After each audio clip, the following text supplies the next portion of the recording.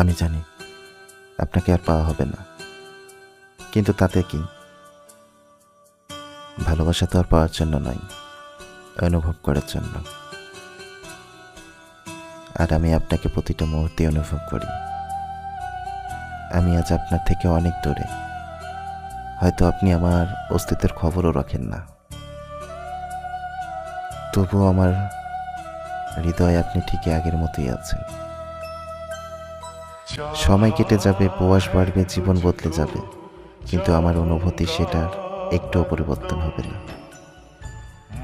একদিন আমি বৃদ্ধ হব, শরীরে ক্লান্তি আসবে, হাঁটতে কষ্ট হবে, হয়তো হাত কাঁপবে, কিন্তু জানেন, আমার মনের মধ্যে আপনার স্মৃতিগুলো তখনও ঠিক আগের মতোই তরুণ থাকবে। আপনার সেই হাসি, আপনার কণ্ঠস্বর, আপনার চোখের গভীর মায়া কিছুই হারাবে না, বরং আরও গভীর হয়ে থাকবে।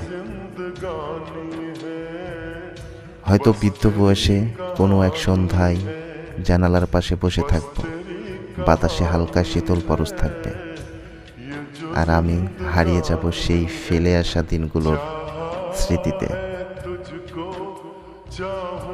মনে পড়বে আমাদের হারিয়ে যাওয়ার কথাগুলো, না বলা অনুভূতিগুলো।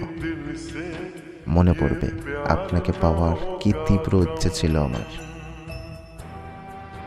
সময় হয়তো আপনাকে আমার জীবন থেকে দূরে নিয়ে গেছে, কিন্তু হৃদয় থেকে এক মুহূর্তের জন্য সরাতে পারেনি।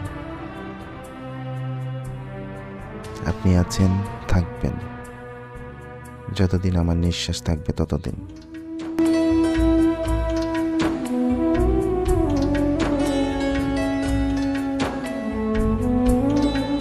হ্যালো গাইস, আমি আছি মাহিম। নতুন নতুন ভিডিও পেতে এবং নতুন নতুন গল্প পেতে পাশে থাকুন ফলো দিয়ে। যদি ভালো লেগে থাকে পাঠিয়ে দেন আপনার প্রিয় মানুষকে এবং ভালোবাসার মানুষকে।